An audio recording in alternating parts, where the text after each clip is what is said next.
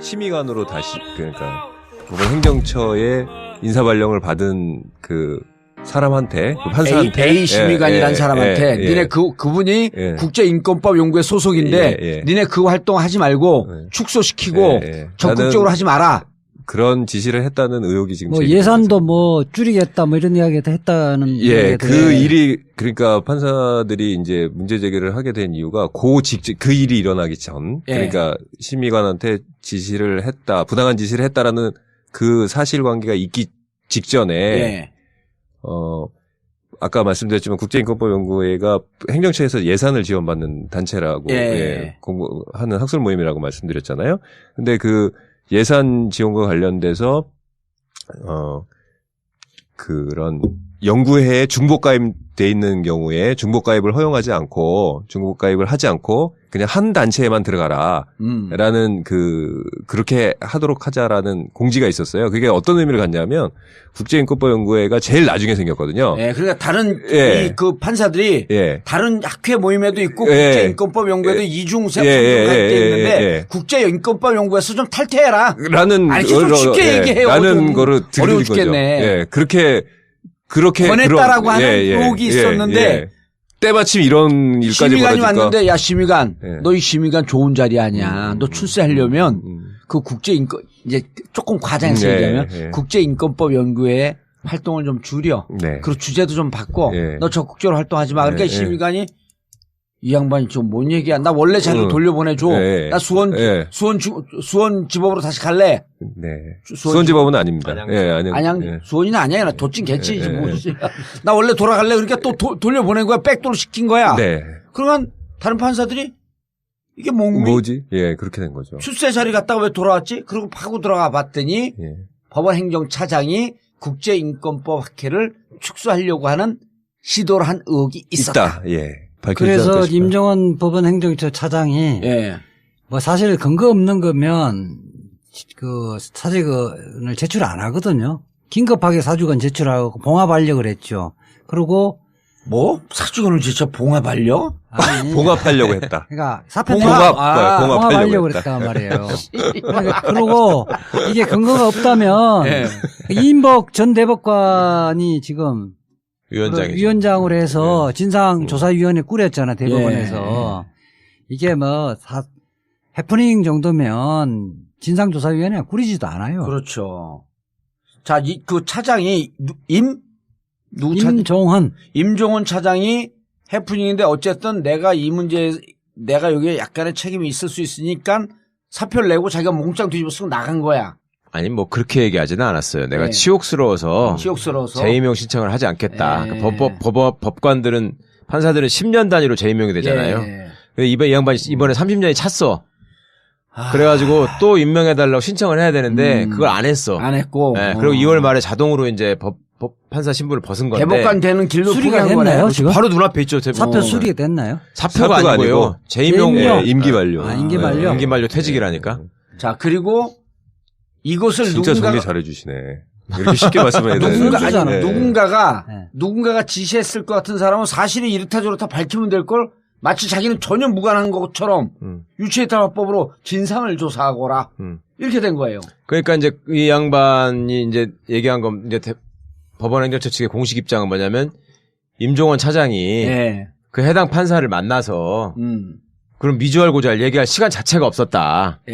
그리고 임종원 차장은 그 판사를 결정적으로 잘 모른다 누군지 이런 얘기를 했어요. 근데 그건 사실일 수도 있어 어떻게 보면. 그렇지만 그게 중요한 게 아니고 방금 우리 유전 변호사 얘기한 것처럼 그간의 법원에 쌓여있던 어떤 인사의 문제점들이 쭉 누적돼 있었고 그 과정에서 대법원이 은연중에 여러 경로를 통해서 국제인권법 학회에 그런 설문조사나 그런 활동이 불편하다는 메시지를 계속 보냈던 거예요.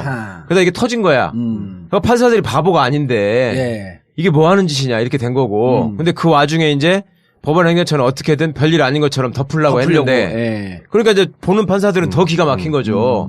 그러니까 그 와중에 상황이 더 커질 것 같으니까 내가 보기에는 임종원 차장이 사실은 보통 대법관이 눈앞에 있었던 게 아니라 이상훈 대법관이 지금 2월 말에 나갔기 때문에 한 자리가 이미 비어 있어요. 그거 어떻게 보면 자기 자리야. 그렇죠. 근데 그거를 그냥 안 앉겠다고 하고 지금 나가는 셈이 됐거든. 그러니까 이거는 큰 거네. 선수들이 볼 때는 대법원장이 관련돼 있기 때문에 그런 것까지 가는 거지. 대법원장이 모르는 상황에서 벌어질 일 같으면 그렇게 할 일이 아니에요. 대법원장을 지키기 위해서 그랬다. 그렇죠. 는 것으로 추정해볼 수 있다.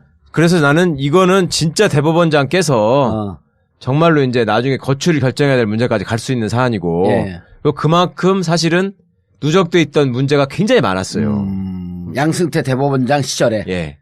그리고 뭐 그 변명이랍시고 하는 소리가 뭐냐면 과거 군부 독재 시절에 그런 어떤 인사권에 의한 사법권 농단을 그 배제하기 위해서 대법원장 인사권을 독점할 수밖에 없었다. 그런 역사적인 경험에서 나온 제도다. 이렇게 지금 얘기를 하고 있거든요. 예. 근데 지금 이제 우리나라가 그런 시대는 좀 벗어났고. 그렇죠. 대법원장이 갖고 있는 인사권의 숫자가 이번에 나도 신문에서 보고 진짜 깜짝 놀랐는데 16,000 몇 개더라고. 대법원장이 갖고 있는 혼자서 갖고 있는 인사권이. 그러니까 판사 3,000명, 법원 공무원 13,000명. 와.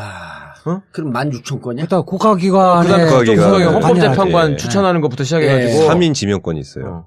대법관도 자기가 다 제청할 수 있고. 방송통신 국가인권위원회 3명, 중앙선거관리위원회 위원 3명. 그렇죠.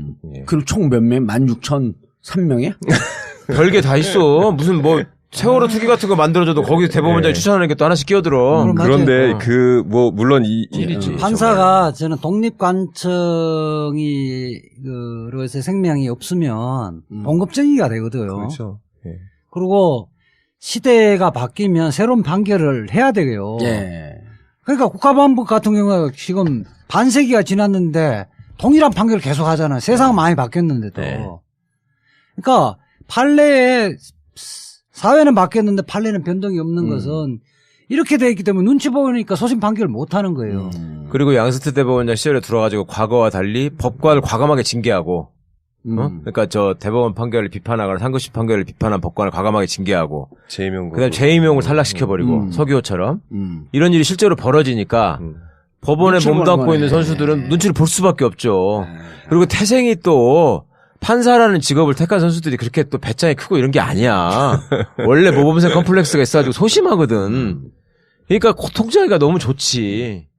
그러니까 판사는 사실 한 명 한 명이 양심에 따라 독립기관으로서 판결을 내리는 거 아니겠습니까? 그렇죠. 독립기관 헌법기관이죠. 예. 그렇죠. 그런데 이 법원 전체가 대법원장을 중심으로 해서 관료화되고 있고 인사 눈치 보느라 독립적인 판결을 못한다. 이제 이런 주제에 대한 학술대회였던 거죠. 그러니까 뭐 조금 너무 이제 그러니까 뭐 모든 판사들이 그렇다는 게 아니라 네, 이제 그런 경향성들이 이제 보인다. 이제 우리가 제도를 좋습니다, 어떻게 바꿔야 되는가 이제 그걸 그러니까 그런 문제 제기를 하는 학술 행사를 추진하려고 하니까 이걸 축소시키라는 외압이 있었다 해서 논란이 일었고 예. 진상조사위원회까지 활동이 끝났잖아요. 예. 진상조사위원회의 결론은 뭐였어요? 그러니까 이제 사실은 이 사태가 터진 게 겸임해제라는 표현인데요. 이게 네. 좀 이상한 표현인데, 그러니까 원래 행정처에 그 심의관으로 가는 판사는 원래 뭐 예를 들어서 제가 예를 들어 전주지방법원 군산지원이면 거기에 적을 두고 겸임 발령을 받거든요. 법원 행정처 심의관? 예, 겸임 발령을. 근데 이제 제가 A 판사로 하겠습니다. A 판사가 국제인권법 연구회 이제 기획팀장인가 그랬거든요. 근데 그분이 발령한 날 당일 그게 해제돼 버린 거예요. 네. 그건 사법부 역사상 제가 유례가 없던 걸로 기억을 하거든요. 예. 그래서 이제 그거에 대한 소문이 이제 어느 순간에 흘러나왔다가 그 기사화가 된 거죠. 그러니까 그 겸임을 예. 해제시켰다는 거는 돌려보냈다는 거죠. 예. 법원 행정처로 원래 발탁하려고 했다가 그렇죠. 예. 도로 그냥 가라. 예, 맞습니다. 인사상 불이익을 준 거다. 그러니까 꼭 인사상 불이익을 줬다기보다는 그 내용이 어떻게 나왔냐면, 그러니까 예를 들어서 그 3월 25일 학술대회 아니면 이제 국제인권법 연구회의 뭐 활동의 위축 뭐 그런 부분들에 대해서 어떤 부당한 지시가 있었던 게 아닌가. 예, 그리고 예. 이제 그거를 거부하는 과정에서 뭐 이제 블랙리스트가 있다는 말을 들을 수도 있다. 뭐 이런 말도 나왔다. 이런 소문이 나면서 그게 이제 기사화가 됐고. 그렇죠. 사람들이 다 이제 이게 무슨 상황이냐. 예, 예. 그러면서 또 이제 그 전에 되게 의문이 있었던 조치가 하나 있었습니다. 중복 가입 금지라는 건데요. 학술 모임에 중복 가입하지 마라. 그러니까 저희 이제 법원이 전문성이 필요하지 않습니까? 네. 예를 들어 저 같은 경우는 의료법 연구회, 형사법 연구회 뭐 이런 데 다 가입돼 있거든요. 근데 이제 국제인권법 연구회도 이제 전문 분야 연구회입니다. 네. 근데 이제 저 같은 경우 처음 민사 의료 전담을 했고 그다음에 형사를 했고 이렇게 하기 때문에 중복 가입하는 경우가 많았거든요. 뭐 나중에 노동 전담도 했기 때문에 저는 노동법 연구에도 가입했고. 근데 그렇게 하지 말아라. 이제 갑자기 그걸 이제 하나만 고르라는 겁니다. 근데 그게 10년 동안 거의 사문화된 규정이었는데 이제 좋습니다. 근데 강제 탈퇴를 시켰거든요. 네. 강제 탈퇴를 시키겠다고. 근데 그 기준이 뭐였냐면 가장 먼저 가입한 데만 남기겠다. 허허. 근데 이제 국제인권법 연구회는 가장 늦게 가입하셨던 거고. 예, 그러니까 이제 그냥 놔두면 거의 4,500명의 회원이 모르겠습니다. 뭐 반토막 이상으로 떨어지지 않았을까. 국제인권법 연구회를 겨냥했다라고도 볼 수 있는 그런 의심도 있었죠. 그 두 가지가 결합되면서 진상조사가 시작됐습니다. 그래서 진상조사의 결과는요? 이제 결과는 이제 그 중복가입 부분은 사법행정권의 남용이라고 명확히 그러니까 결론을 냈습니다. 그러니까 이건 취소해라. 예, 그러니까 그 사이에 사실 이제 철회를 했거든요. 판사들의 반발이 심하니까. 그러니까 이제 그거는 사법행정권의 남용이 맞다라고 결론을 내렸고요. 그러니까 이제 또 하나는 이제 3월 25일 그 학술대회도 축소하려고 했던 게 맞다. 축소하려는 압력은 있었다. 실제로 대비 문건이 2개가 그러니까 행정처가 그거는 제공을 했습니다. 그래서 거기에서 그 행정처의 처장, 실장, 이제 뭐 차장, 그러니까 뭐 행정처장님은 이제 뭐 대법관님이시고 고영한 대법관님이시고 그다음에 차장님은 얼마 전에 이 사태 때문에 이제 재임용을 철회하신 임종원 차장님, 그다음에 이제 그 실장님들, 고등부장님들 뭐 이런 분들이 회의를 해서 그 문건을 가지고 회의를 했고 실제 그게 이제 그 이모 상임위원이라는 분을 통해서 실행이 됐다는 거는 인정이 됐습니다. 네. 근데 이제 조직적으로 회의를 해서 그 학술 행사를 축소시키도록 압력을 넣자라고 실행이 됐다. 끝까지 인정이 되는 거죠. 하여튼 그 문건을 가지고 회의를 했고 그 이후에 실행이 됐다면 사실 그렇게 추단할 수밖에 없는 부분이 그렇죠. 있죠. 요거까지 인정이 됐고. 그렇습니다. 그런데 근데 이제 가장 사실 선정적인 이런 표현 좀 그런데 관심이 됐던 블랙리스트. 그러니까요. 이제 그 부분이 어떻게 나왔냐면 그 이제 그 A 판사 그분 발언은 이모 상임위원이 말하기를 그 기획조정실 행정처의 가장 핵심 부서입니다. 거기에 그 컴퓨터에 그 비밀번호가 걸린 판사 뒷조사 파일이 있는데 A 판사가 가게 되면 그 비밀번호 풀어서 다 보게 될 텐데 너무 이상하게 생각하지 마라. 이런 얘기를 들었다고 했고 근데 이제 그 이모 상임위원은 자기는 그런 말 한 적이 없다. 그러면 이제 진술이 엇갈리지 않습니까? 그렇죠. 그러면 이제 상식적으로 보면은 그 기조실 컴퓨터를 그 하드디스크 같은 걸 받아서 조사를 해야 되는데 저희가 그걸 이제 많이 요구를 했거든요. 저도 요구하고 뭐 다른 판사님들도. 근데 그 조사를 이제 하기 위해서 행정처에 요청을 했는데 행정처에서 안 줬습니다. 거부했습니다. 그럼 제가 생각하기에는 모른다는 결론이 맞는 것 같은데 없다고 결론을 내려버린 거죠. 그러니까 꼭 뭐 블랙리스트라고까지 할 수 있을지는 모르겠으나 법원 행정처가 법관 한 명 한 명의 행적이나 이런 걸 이렇게 추적 내지는 뭐 조사? 뭐 이런 것까지는 확인된 거 아닌가요? 그러니까 그 대비 문건에 이미 그런 내용이 일부 있는 거죠. 그러니까 뭐 예를 들어서 상고법원에 반대했던 그 뭐 법원, 그러니까 국제인권법 연구회 내 소모임에서 뭐 18대 1로 그건 그 공표된 적이 없는 부분인데 어떻게 조사를 해서 뭐 반대 의견이 많았다 이런 부분들 또 뭐 그 모임이 적절한지에 대한 검토도 했고. 그럼 그게 공표된 바 없는 그 18대 1의 의견 취합까지가 문건에 있다는 얘기는 뒷조사까지 했다는 건가? 뒷조사인지 뭔지 모르겠는데 뭐 물어봤을 수도 있고요. 저도 정확히 모르겠습니다. 그런 이제 그래서 그러니까 분명히 문제는 있는데 너무 그냥 이렇게 흐지부지 하려고 하는 거 아니냐. 진상조사위원회 자체가. 그래서 지금 법관들이 여전히 지금 논란이 있는 거죠. 그러니까 이제 그 이인복 전 대법관님이 이제 대법원장님이 정권을 주신다고 하셨거든요. 그래서 이인복 전 대법관님이 이제 진상조사위원장을 맡아서 하셨는데 그분이 예를 들어서 행정처에다가 자료를 달라, 하드디스크나 이런 걸 달라 했는데 이제 거부했고 그거를 뭐 별다른 그 문제 제기도 안 하고 결론을 내려버리니까 판사들 입장에서는 그렇죠. 이게 무슨 그러니까 믿을 만한 조사냐 이렇게 나오게 되는 거죠. 아니 하드디스크까지 제출 안 해도 되는 거예요? 그 이제 그 부분에 대해 사실 법리적인 검토를 그 제가 알기로 뭐 한 걸로 알고 있습니다. 그리고 오히려 미국 판례나 그 이제 한국 판례에 의하면 이제 그 디스크 자체는 법원의 소유물이거든요. 국가의 소유물이고 계속 그 인수 인계자에 따라서 바뀌거든요. 그 이제 그거는 당연히 특히 업무상 관련된 파일은 조사할 수 있고 혹시 이제 사적인 파일을 저장할 수 있잖아요. 그렇죠. 그 부분은 이제 그 같이 앉아서 파일을 같이 이제 복원해 가면서 이거는 만약에 이제 뭐 아니라고 하면 그건 이제 빼고 그런 식의 절차가 필요한데 문제는 이제 행정처장이 그런 식의 그 하드디스크를 확보하려는 절차에 그러니까 제대로 거의 협조를 안 했다는 거죠. 그리고 협조 안 한 거를 진상조사위원장이 그냥 뭐 받아들였다는 거고. 뭐 강제할 수 있는 권한도 없으니까요. 자, 그래서 이제 어떻게 해야 하는 겁니까? 진상조사를 다시 해야 되는 거예요? 어떻게 되는 거예요? 제 생각에는 일단 뭐 그 추가적인 진상조사는 저는 필요하다고 봅니다. 네. 그 부분은 너무 의혹이 커서 그러니까 저는 좀 상당히 이제 이인복 전 대법관님이 그렇게 하신 거에 대한 실망이 좀 큰데 기대도 컸던 만큼 왜냐하면 이제 대법원장님이 사실은 다른 분께 정권을 주신 거잖아요. 그렇죠. 그래서 좀 더 이제 그랬는데 이제 그 부분은 필요할 것 같고 그다음에 또 하나는 지금 확인된 것만 해도 그 부적절한 그런 사법행정권의 남용이라고 특정한 그렇죠. 그걸 가지고 지금 회의를 하신 분들이 계시거든요.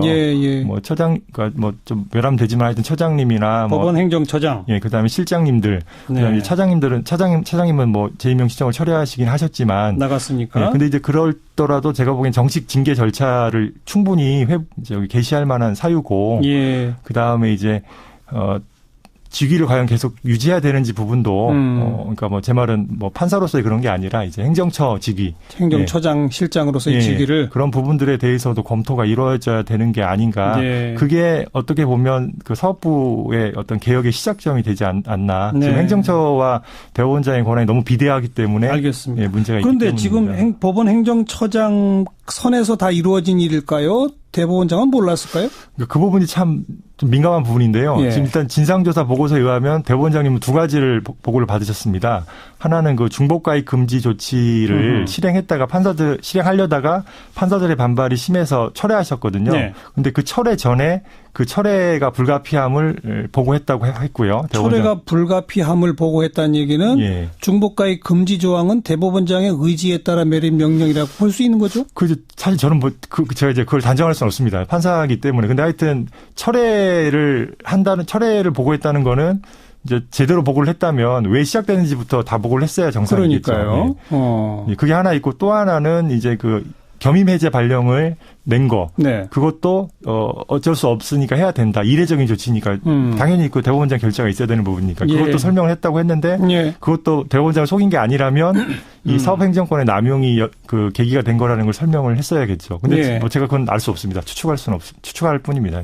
그럼 그건 추가 진상조사의 대상이 되겠네요. 그것도 뭐 필요하면 해야 되겠죠. 대법원장이 이 사안에 대해서 지시를 한 건지 사후 보고를 받은 건지 뭐 아니면 동조를 한다든지 묵인한 건지. 그러니까 뭐 서면 조사를 했다고 하는데 사실 그 서면 조사 내용이 뭐 제대로 나와 있지는 않거든요. 그래서 뭐 그런 부분도 포함이 뭐 되는 걸 피하기 어렵지 않나. 어쨌든 기존 진상조사위원회에서 이미 인정된 사법행정권의 남용이다. 그리고 학술행사 축소 압력은 조직적으로 회의를 통해 이루어졌다. 요거에 대법원장이 연루돼 있다는 것까지 드러나면 대법원장도 그 뭐 직위나 징계 문제를 거론해야 합니까? 그 이제 뭐 일선판사로도 좀 참담한 상황이어서 제가 그거를 뭐 이렇게 말씀드리긴 조금 그런데 하여튼 이게 점점 상황이 이제 좀 생각하기 힘든 상황으로 갈 수 있겠죠.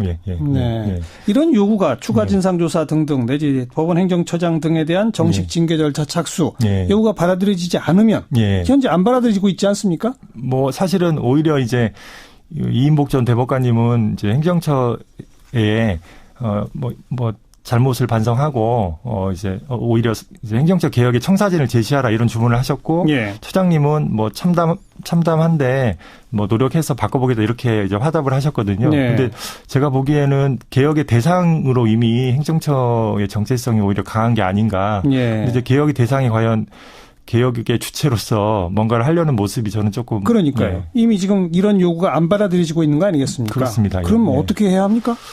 그러니까 뭐 이제 일선 법관들은 계속 그 내부 게시판에 글을 올리고 이제 사실 제가 이런 판사로서 어떤 언론에 나온다는 게 쉽지 않은 선택이었는데 오늘 아침에 좀 되게 우연한 사정에서 제가 요청을 드리게 됐는데요.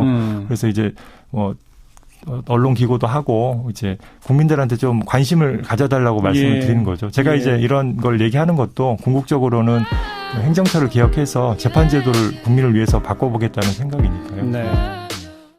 심의관으로 다시 그러니까 법원 행정처의 인사발령을 받은 그 사람한테 그 판사한테 A 심의관이라는 사람한테 니네 그분이 국제인권법 연구회 소속인데 니네 그 활동 하지 말고 축소시키고 적극적으로 하지 마라. 그런 지시를 했다는 의혹이 지금 뭐 예산도 뭐 줄이겠다 뭐 이런 이야기도 했다는. 예, 그 일이 그러니까 판사들이 이제 문제 제기를 하게 된 이유가 그 일이 일어나기 전 그러니까 심의관한테 지시를 했다, 부당한 지시를 했다라는 그 사실관계가 있기 직전에 아까 말씀드렸지만 국제인권법연구회가 행정처에서 예산을 지원받는 단체라고 공부하는 학술 모임이라고 말씀드렸잖아요. 근데 그 예산 지원과 관련돼서 그런 연구회에 중복가입돼 있는 경우에 중복가입을 허용하지 않고 중복가입을 하지 않고 그냥 한 단체에만 들어가라라는 그렇게 하도록 하자라는 공지가 있었어요. 그게 어떤 의미를 갖냐면 국제인권법연구회가 제일 나중에 생겼거든요. 네, 그러니까 다른 그 판사들이 다른 학회 모임에도 있고 국제인권법연구회도 이중세 갈때 있는데 국제인권법연구회에서 좀 탈퇴해라. 라는 좀 쉽게 얘기해요. 라는 거를 어려워 죽겠네. 그렇게 권했다라고 하는 의혹이 있었는데 때마침 이런 일까지 심의관이 왔는데 야 심의관 너 이 심의관 좋은 자리 아니야. 너 출세하려면 그 국제인권 이제 조금 과장해서 얘기하면 국제인권법 연구회 활동을 좀 줄여. 그리고 주제도 좀 바꿔. 너 접근해야 되는데 그걸 안 했어. 안 했고. 그리고 2월 말에 자동으로 이제 판사 신분을 벗은 건데 대법관 되는 길로 수리가 됐나요? 지금 바로 눈앞에 있죠. 사표 수리가 됐나요? 사표가 아니고요. 재임용 임기 만료. 임기 만료. 임기 만료 퇴직이라니까. 자 그리고 이것을 진짜 정리 잘해주시네.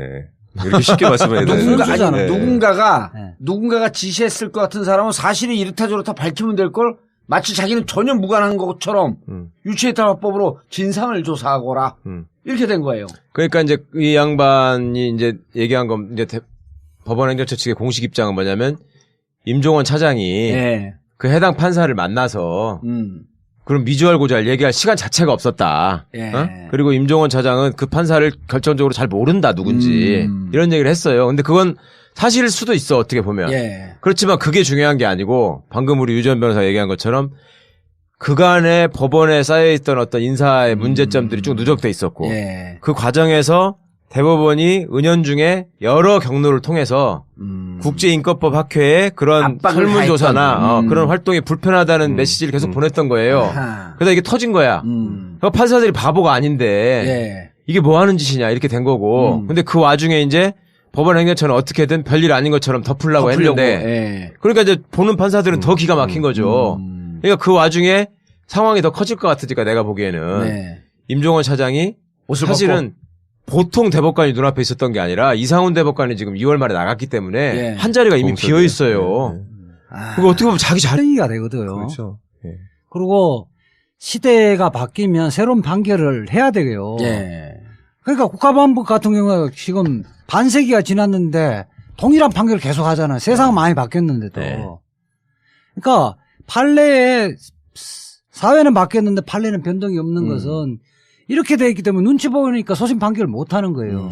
그리고 양승태 대법원장 시절에 들어가지고 과거와 달리 법관을 과감하게 징계하고, 그러니까 저 대법원 판결을 비판하거나 상급심 판결을 비판한 법관을 과감하게 징계하고, 그다음에 재임용을 탈락시켜버리고 서기호처럼 이런 일이 실제로 벌어지니까 법원에 몸담고 있는 선수들은 눈치를 볼 수밖에 없죠. 그리고 태생이 또 판사라는 직업을 택한 선수들이 그렇게 또 배짱이 크고 이런 게 아니야. 원래 모범생 컴플렉스가 있어가지고 소심하거든. 그러니까 고통자기가 너무 좋지. 그러니까 판사는 사실 한 명 한 명이 양심에 따라 독립기관으로서 판결을 내리는 거 아니겠습니까? 그렇죠. 독립된 헌법기관이죠. 그렇죠. 그런데 이 법원 전체가 대법원장을 중심으로 해서 관료화되고 있고 인사 눈치 보느라 독립적인 판결을 못한다. 이제 이런 주제에 대한 학술대회였던 거죠. 그러니까 뭐 조금 너무 이제 그러니까 뭐 모든 판사들이 그렇다는 게 아니라 이제 그런 경향성들이 이제 보인다. 이제 우리가 제도를 어떻게 바꿔야 되는가 이제 그러니까 그런 문제 제기를 하는 학술 행사를 추진하려고 하니까 이걸 축소시키라는 외압이 있었다 해서 논란이 일었고 진상조사위원회까지 활동이 끝났잖아요. 진상조사위원회의 결론은 뭐였어요? 그러니까 이제 사실은 이 사태가 터진 게 겸임 해제 국제로 활동하지 마. 그러니까 심의관이 이 양반이 좀 뭔 얘기야? 나 원래 자료 돌려보내줘. 나 수원지법으로 다시 갈래. 수원지법은 아닙니다. 수원이는 아니야. 나 도찐 개치지 뭐지. 나 원래 돌아갈래. 그러니까 또 돌려보낸 거야. 백도로 시킨 거야. 그러면 다른 판사들이 이게 뭐지? 그렇게 된 거죠. 출세 자리 갔다가 왜 돌아왔지? 그리고 파고 들어가 봤더니 법원행정차장이 국제인권법 학회를 축소하려고 하는 시도를 한 의혹이 있었다. 예. 그래서 임종원 법원행정처차장이 예. 뭐 사실 근거 없는 거면 그 사직원을 제출 안 하거든요. 긴급하게 사직원 제출하고 봉합하려고 그랬죠. 그리고 뭐? 사직원을 진짜 봉합하려? 아니, 봉합하려고 했다. 그러니까 사표 봉합하려고 그랬단 말이에요. 그리고 이게 근거가 없다면 네. 이인복 전 대법관이 지금 위원장으로 해서 진상조사위원회 꾸렸잖아, 대법원에서. 이게 뭐 해프닝 정도면 진상조사위원회 꾸리지도 않아요. 그렇죠. 자, 그 차장이 임종원 차장이 해프닝인데 어쨌든 내가 이 문제에 내가 여기에 약간의 책임이 있을 수 있으니까 사표를 내고 자기가 몽땅 뒤집어 쓰고 나간 거야. 아니 뭐 그렇게 얘기하지는 않았어요. 내가 네. 치욕스러워서 재임용 신청을 하지 않겠다. 네. 법관들은 판사들은 10년 단위로 재임용이 되잖아요. 네. 이 양반이 이번에 30년이 찼어. 그래가지고 또 임명해달라고 신청을 해야. 그렇죠. 근데 그거를 그냥 안 하겠다고 하고 지금 나가는 셈이 됐거든? 야, 그러니까 이거는 큰 거네. 선수들이 볼 때는 대법원장이 관련돼 있기 때문에 그런 것까지 가는 거지. 대법원장이 모르는 상황에서 벌어질 일 같으면 그렇게 할 일이 아니에요. 대법원장을 지키기 위해서 그랬다. 그렇죠. 는 것으로 추정해볼 수 있다. 그래서 나는 이거는 진짜 대법원장께서 정말로 이제 나중에 거취를 결정해야 될 문제까지 갈 수 있는 사안이고 예. 그만큼 사실은 누적돼 있던 문제가 굉장히 많았어요. 양승태 대법원장 시절에. 예. 그리고 뭐 그 변명이랍시고 하는 소리가 뭐냐면 과거 군부 독재 시절에 그런 어떤 인사권에 의한 사법권 농단을 그 배제하기 위해서 대법원장 인사권을 독점할 수밖에 없었다. 그런 역사적인 경험에서 나온 제도다. 이렇게 지금 얘기를 하고 있거든요. 예. 근데 지금 이제 우리나라 그런 시대는 좀 벗어났고. 그렇죠. 대법원장이 갖고 있는 인사권의 숫자가 이번에 나도 신문에서 보고 진짜 깜짝 놀랐는데 16,000 몇 개더라고. 대법원장이 갖고 있는 혼자서 갖고 있는 인사권이. 그러니까 판사 3,000명, 법원 공무원 13,000명. 와. 그럼 16,000건이야? 일단 국가기관에 헌법재판관 추천하는 것부터 시작해가지고 3인 지명권이 있어요. 대법관도 자기가 다 제청할 수 있고. 방송통신 국가인권위원회 3명, 중앙선거관리위원회 위원 3명. 그렇죠. 예. 그럼 총 몇 명? 16,003명이야? 별게 다 있어. 무슨 뭐 세월호 특위 같은 거 만들어줘도 거기 대법원장이 추천하는 게 또 하나씩 끼어들어. 그런데 그 뭐 물론 판사가 저는 독립관청이 그로서 생명이 없으면 봉급